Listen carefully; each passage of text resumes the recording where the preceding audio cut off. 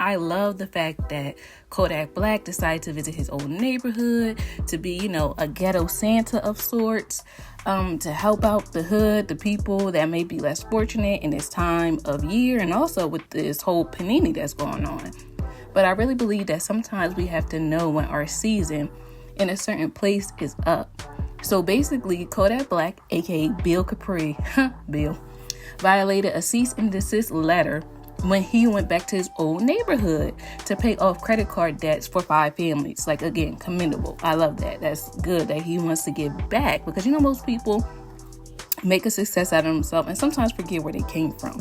I'm not saying you got to go back to where you came from, but it's nice to actually help it get back. Doesn't mean that you got to actually go physically back there, but I digress.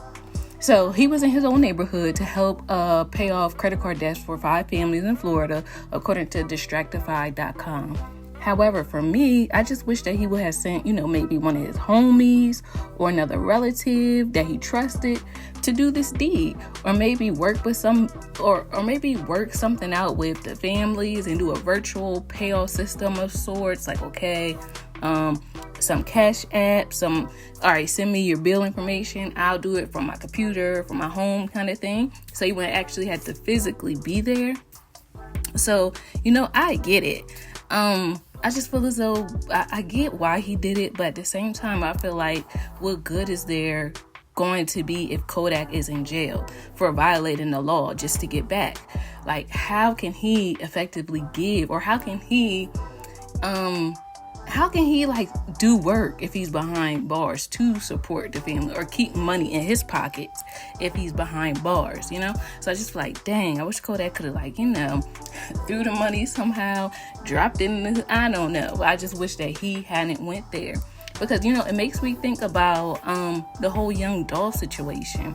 And this is why I wanted to talk about this, because I feel like you just have to read the signs, because similar to this situation, y'all know, young Dolph also went back to his old neighborhood doing a charitable act. I think it was for Thanksgiving, the day before his untimely death. And I feel like sometimes rejection is God's protection. So when Kodak had got that cease and desist letter, maybe things were working out that he didn't realize was going on, to make sure he's not caught up in that kind of way either. Because, like I said, I do appreciate him wanting to give back and help people out. But at the same time, I just will wish that he could have did it another way, not actually go back to the place that he was. I feel like, if he wanted to go back to his own neighborhood, that's all good. A lot of people do that. But at the same time, a lot of people do not be happy for your success. So 99% of the people could be happy. Oh my gosh, Kodak, you're the best. Thank you. But it be that 1% that be jealous and upset that they couldn't do what you did that would take you out. And I just it's not worth it. I think even Tupac said something like that. He felt uncomfortable around his own people, and that's sad, but it just goes to show we do live in a crab in a bucket society, sometimes in our culture. But I'm just it's really not worth it, and we have to think about ways to help other people from a distance, if you can, if you will. So that's just what I wanted to talk about, because honestly, I do feel for the people that feel like, dang, what's so great about him? He made it out. Why can't I? But I just think that we all need to remember that we all have the capacity to do better than our current situation, no matter what that situation may be. But you as an individual have to want to do better than your current situation by putting action and putting your feet to the ground. You got to make movement. You got to make things shake, if you want to make it do what it do, baby. So it's good to want to wish for success. It's good to want to wish that you were a successful rapper. But if you're not in the studio making music, then this isn't going to be something that you actually live in, or you're not going to be able to bring your goal to fruition because you're not doing the work to become a successful rapper. If your idea is just stuck in your head, what good is it? You have to take the action steps to take it out of your head and put it into the atmosphere so it can actually manifest in the natural. So I just think about that, and I feel like that's going to be our goal for 2022.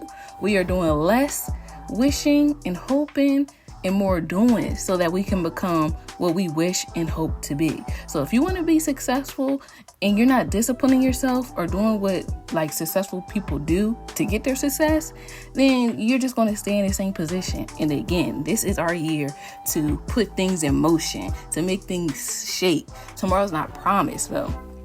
We had to go for it. Remember, I think it's a quote somewhere that says, do something a little bit every day to get to your goal. Because I get it. Sometimes the things that we be hoping and wishing for are big, and sometimes they overwhelm us. It's like, oh my gosh, you don't even want to start. But just taking a little bite out of your goal daily, aka doing something towards your goal, to your betterment daily, will add up to a lot by the end of the year. So hopefully, like I said, for 2022, we're going to see like the things that we always wanted to see in our mind. I want us to see them in the natural and like live in their reality.